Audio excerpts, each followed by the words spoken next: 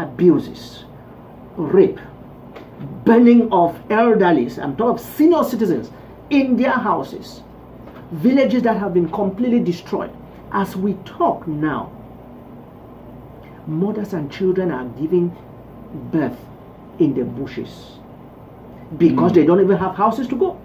And even if they go back to their homes, because they don't have homes because they've been urban, if they go back to their villages, they will all be killed. That's exactly what we're going on. And let me add this. What surprises us, what surprises Southern Cameroons, is that the world is doing like nothing is happening. Everybody pretends like nothing is going on. Remember, when it happened in Rwanda in 1994, I remember President Clinton saying it boldly, that it will never happen again, that we will never stand and see it happen again. But it is currently happening in Southern Cameroon. There is an active genocide going on in Southern Cameroon. I'm not exaggerating. Only God alone knows how many people have been killed. A few days ago, Amnesty International alluded to some of those things, but that was just an insignificant number of what is actually going on, because a lot of terrible things have happened there. You know, it's interesting because we talk about neocolonialism. I'm glad you brought that term into the discussion, and you already, Dr. Chebe, mentioned it really, and you defined it, and Brother Tutmos gave it the term in this conversation. So bringing that point home, though, that the role of France in not just Cameroon's struggle, but all of West Africa, dealing with 14 neo-colonies, because it never really gave them up. Not at all. And it depends. It's not just a matter of, well, we're going to maintain some political control and manipulation of these places. But like you said, exploiting the land to the point where France, as we know it today, depends on that exploitation to exist as we know it today. They confess it themselves. They confessed it. The former French president Jacques Chirac actually said it, that if they are unable, if they ever lost Africa, then they will become a third world nation just like all other third world nations. So they are conscious of it, and they will do everything possible to make sure the status quo stays. Remember, the word coup d'etat is a French word. Yeah. And that is because that is what they use. Any government that comes and doesn't want to toe the line, doesn't want to listen and follow their instructions, they will send you out. Yes. If you remember, when they were forcing African nations to have independence and sign, in fact, there is a contract signed by Francophone African countries to remain and make sure the French get anything that they want from these colonies. If you remember very well, one African nation that refused signing that document is Guinea. Yes. In the time of Sekou Touré. Yes. And you know what happened? They paid for it. They paid for it. Yes. And now, if France was willing to go to that length to destroy roads, burn typewriters, destroy anything that they had ever put in that country, then you know what the stake that they had.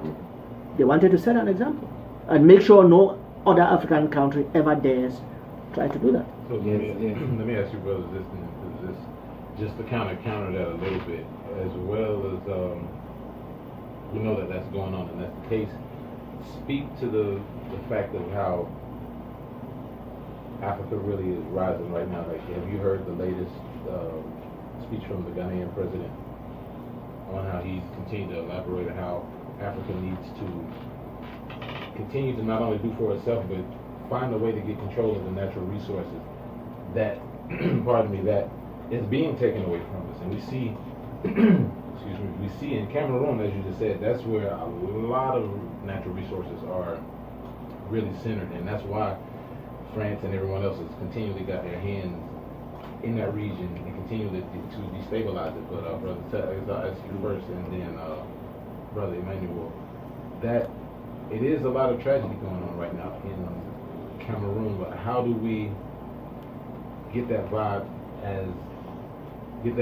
for revolution like what's going on in Burkina Faso and all the countries that are close in proximity to Cameroon.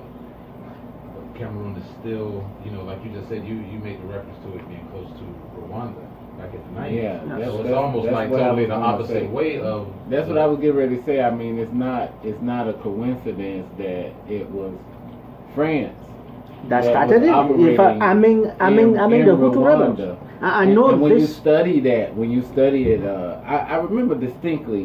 It was Hotel Rwanda. I remember that wasn't. It didn't give a lot of details. Idris Elba's first movie is a movie called Sometimes in April, and he played Hutu Rwandan officer who married a Tutsi woman. So they wanted to kill him anyway, even though he was just married to a Tutsi woman. He was Rwandan and Hutu and in the military.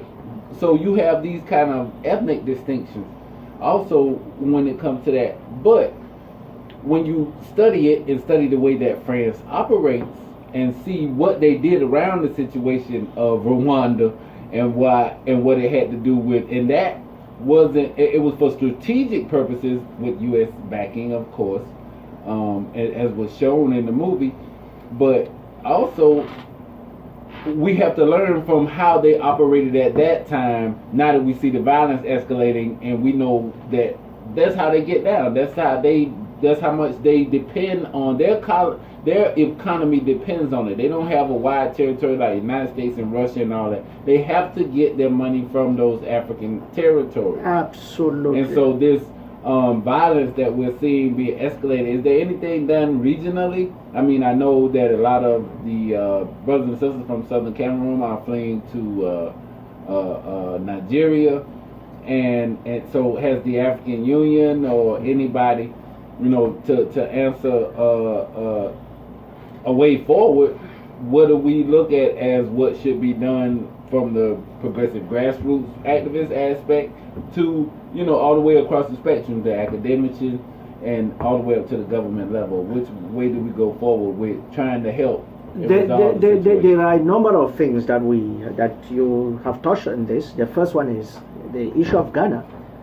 Beware that Ghana is a francophone African country.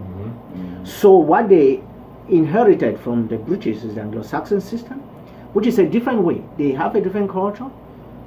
They are able to talk. They are a little bit more independent, which is very different from what the French left their colonies. So it is no news. It's no something strange if you hear the Ghanaian president speak the way he does, because he has a different culture and a different way of looking at things. And it goes across many of the Anglo-Saxon systems.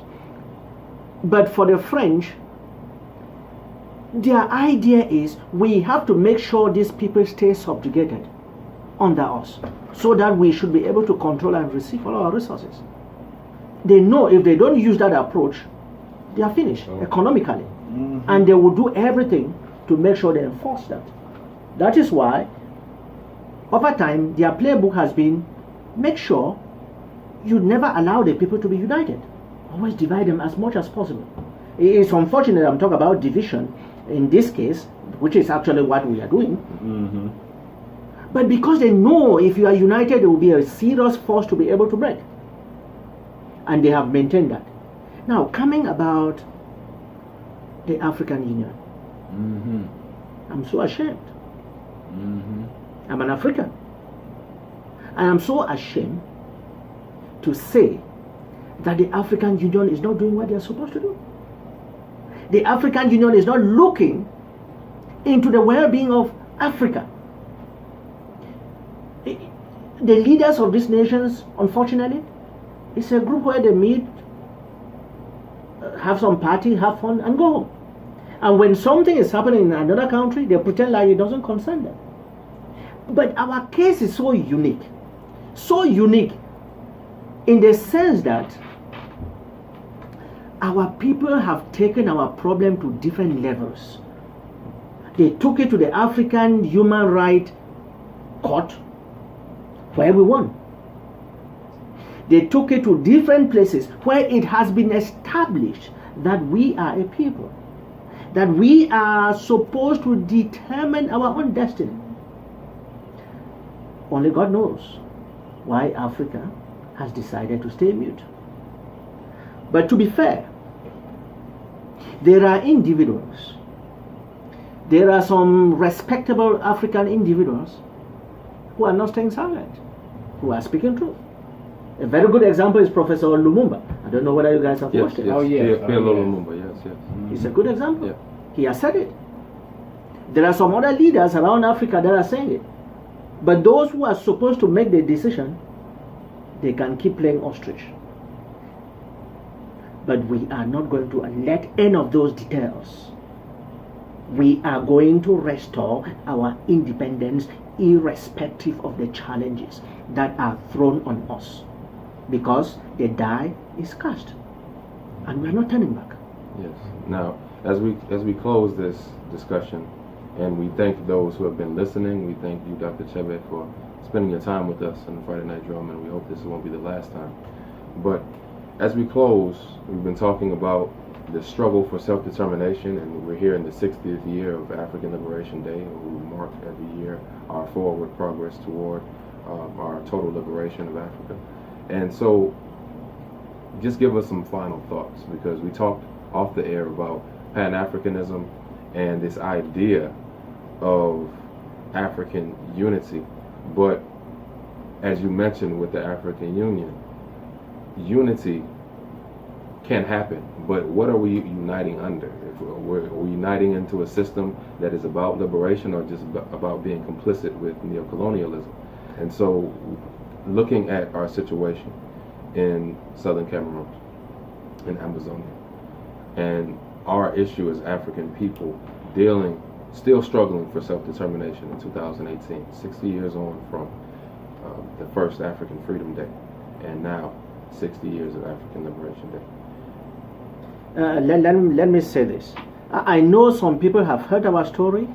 I know some people are reluctant to join us, help us free ourselves from the fangs of this bloody dictator in southern Cameroon. But, and they have good examples, they have good reasons. We know the situation of Sudan. We know the problem that happened in Somalia and other places. They want to point those as examples. But what is so unique and so different with southern Cameroon is that southern Cameroon has one of the highest educated people around the world. This is not an adventurism that we are getting into.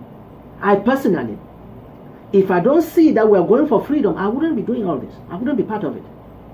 As we talk, one of the things that people don't know is that southern Cameroon already has a government in exile. And we are putting everything in order. I'm talking about democratic ways. We are setting up constitutions. Somebody like myself, I'm a coordinator of southern Cameroon in the southeast. I wasn't appointed. I'm elected. And I listen to my people. I don't make decisions on my own. Mind you, southern Cameroons had ruled themselves from 1953. When we abandoned Nigeria and went back home, we became independent. We controlled our affairs. We had a prime minister. We elected our leaders, and some were unelected. Others came from opposition and won. So we have a culture of democracy. We're not starting from scratch. So those who are concerned that our things might degenerate when we become independent, far from it. It wouldn't happen. Now, this is what I want all your listeners to do for us. Please, if you can call your leaders, be it your congressman in the United States, be it the senators, be it even community leaders, if you can go online and read about this and share about this problem, if you can tweet to your friends, if you can post it on Facebook, if you can make the whole world know about the carnage, about the genocide going on in southern Cameroon, I want to think that at a point in time, people will now turn to the real angels that are hidden somewhere in their hearts, and they'll want to stand up and do the right thing, which is to help free southern Cameroon. Yes. Thank you, Dr. Chebe, for spending your time with us. I hope that you feel that you found a camaraderie here with us in the Friday Night Drum, and we'll definitely continue to work together towards self-determination. Thank you so much for the crew, and thank you for having me. It was a pleasure coming to you once more. Yes. I look forward for more time where we can even discuss even more as we have updates. Absolutely, absolutely. Yeah. Thank you. So, Thank family, you, stay tuned to What Good Is a Song with Friday Night Drum here at 89.3 WRFG. Do not change that station. Do not change your dial. Stay tuned.